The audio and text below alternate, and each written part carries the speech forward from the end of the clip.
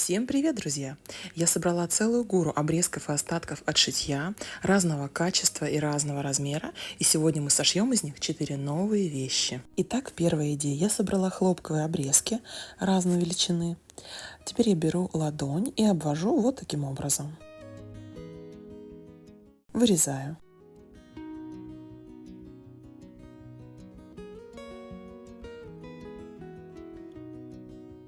Готово. Я подобрала кусочек подходящего размера и вырезаю по этой выкройке. На одну деталь у меня ушел целый кусочек, другую деталь я сделаю из частей.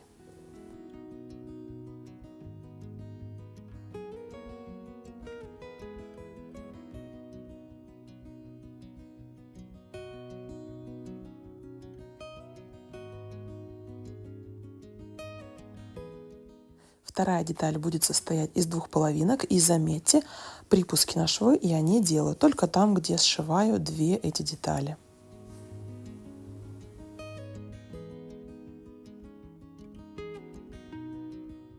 Итак, две детали из хлопка у меня готовы.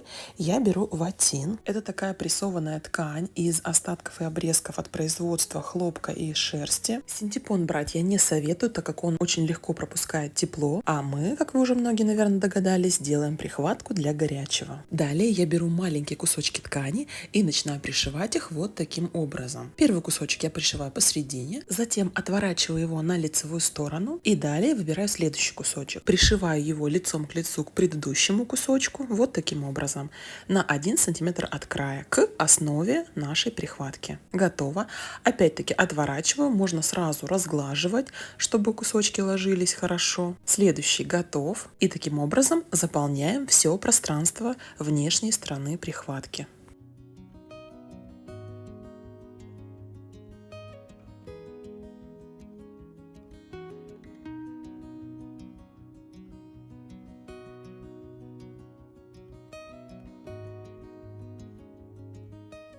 Обрежем излишки ткани.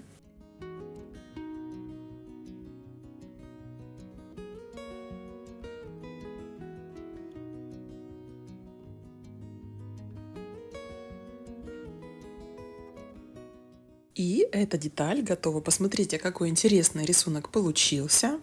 Также обрежем излишки и с этой стороны ткани. Яркая сторона, необычные геометрические рисунки. Вообще можно даже подобрать какую-то картину, но это, наверное, уже сложнее. У меня вот так хаотично получился вот такой рисунок. Далее складываем все три детали нашей прихватки, скалываем между собой и прошиваем на полсантиметра от края. Обрабатывать край прихватки мы будем косой бейкой, которую тоже выкроем из наших кусочков. Я выбрала вот такую зеленую ткань со звездочками. И под углом 45 градусов чертим полоски шириной 5 сантиметров. Вырезаем и сшиваем их между собой в одну ленту. Готово. Этой лентой мы будем обрабатывать край следующим образом. Пришиваем ее на полсантиметра от края вместе с этими тремя деталями. Вот так, по кругу.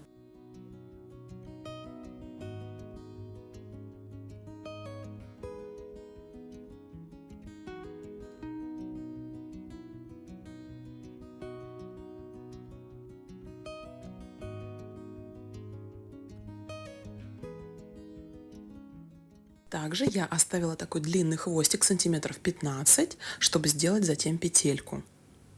Далее обрежем излишки ткани вокруг нашего шва. И вот таким образом на обратной стороне, подворачивая 2 раза, мы эту косую бейку еще разок прошьем. И уже, так, этот маленький хвостик я отрезала, а большой мы прошьем на эти 10-15 сантиметров за пределами прихватки для образования петельки.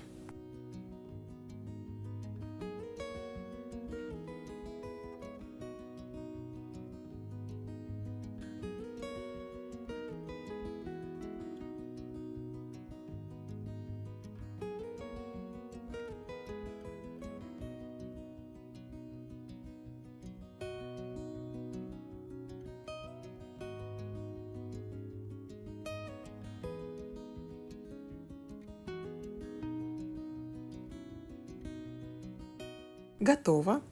Петельку мы пришьем вручную, вот таким образом. Итак, наша прихватка для горячего полностью готова. Посмотрите, казалось бы, из мусора, из ничего мы сшили такую яркую, симпатичную вещь. Поэтому не выбрасывайте обрезки от шитья. Для следующей идеи я взяла вот такой яркий трикотажный обрезок от ткани. Мне также понадобится резиночка. Отмеряем примерно 20 сантиметров. На ткани мы выкроем прямоугольник размерами 40 на 15 сантиметров.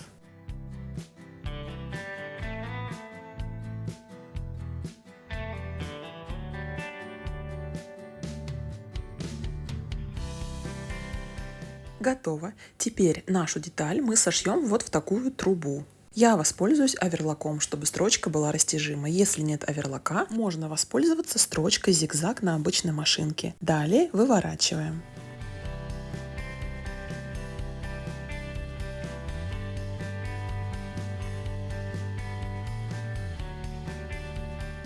Готово.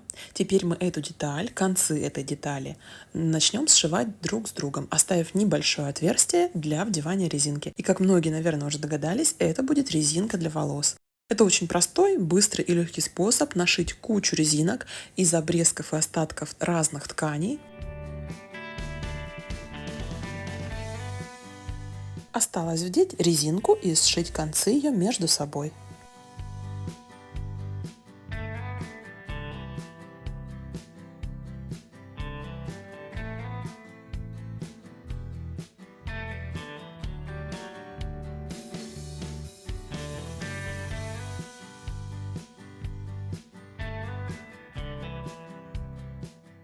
Оставшееся отверстие мы зашьем вручную.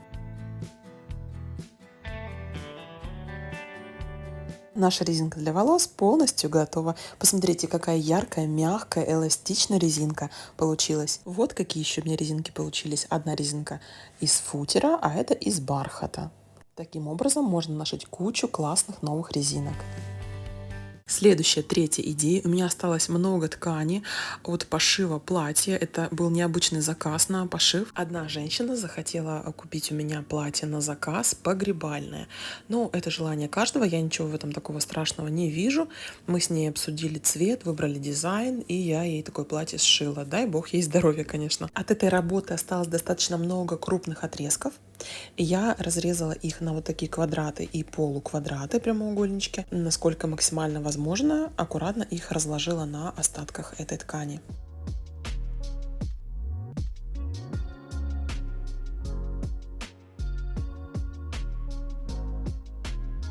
Готово. Вот такая стопка заготовок у меня получилась. Далее я сшиваю в такие линии из 3 квадратов. Сначала прикладываем изнаночными сторонами друг к другу и сшиваем на полсантиметра от края.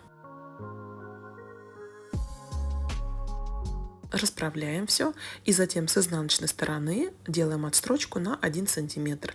Таким образом аккуратно закрываем все швы. Итак, у меня получилось несколько таких полосок из 3 квадратов. Сейчас я сошью их в единое полотно. Точно таким же способом.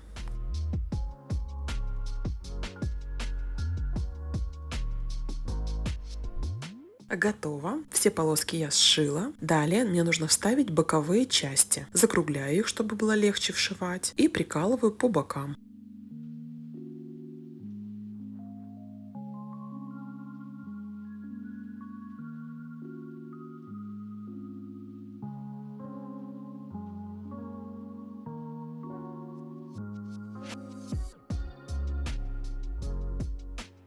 Вшиваем наши боковые стороны точно таким же швом.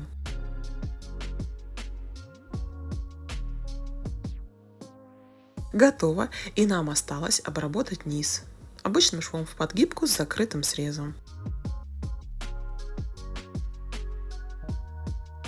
Итак, наш чехол для бытовой техники готов. Я сделала таких 2 чехла. Один у меня пошел на принтер, другой на швейную машинку. Я им пользуюсь постоянно, с большим удовольствием. На приборах не скапливается пыль, их можно всегда эти чехлы постирать. Мне идея очень понравилась. И, наконец, 4-я идея. Я собрала самые мелкие отрезки, обрезки от шитья. Это практически мусор, но даже из этого можно сделать чудесную новую вещь. Также нам понадобится сетка.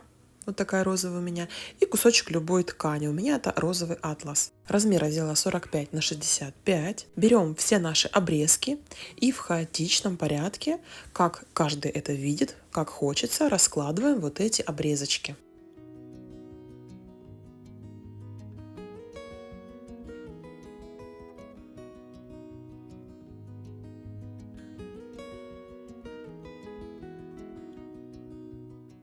Готово. Далее накрываем кусочком сетки, прижимаем все, желательно даже прогладить, чтобы более спрессовать эти обрезки. Затем я скалываю все булавками, достаточно часто, каждые примерно 10 сантиметров нужно сколоть все булавками, чтобы не развалилось. Вот так. И начинаю прошивать. Я прошиваю по диагонали сначала с одной стороны.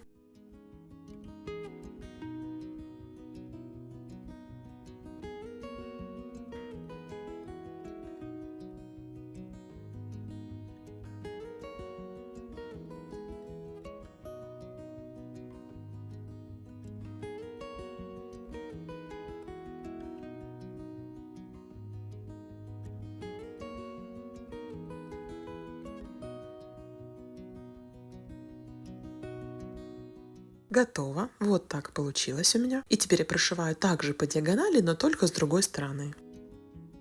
Итак, готово. Я прошила и закрепила все отрезки и обрезки тканей на куске атласа. Обрезаем лишние со всех сторон. И я оставила буквально 1,5-2 сантиметра с каждой стороны. Мы это подвернем и прошьем.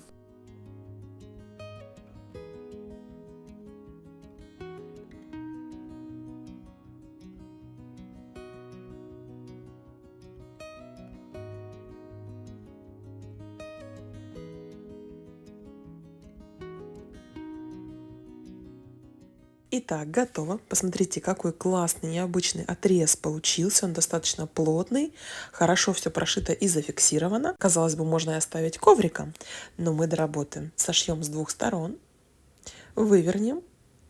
И я решила из этого полотна сделать сумку. Из такой же ткани, что и на подкладке, я выкроила ручки, пришьем их снаружи. Хотя в целом можно изделие было уже оставить как коврик. Сумка вышла необычная, классная, очень плотненькая. Так и хочется ее трогать, она очень приятная на ощупь, яркая и самобытная. Такой сумки точно ни у кого не будет. Друзья, спасибо, что посмотрели мои видео. Подписывайтесь на канал, ставьте лайки. И всем хорошего настроения и до новых встреч. Шейте и носите с удовольствием.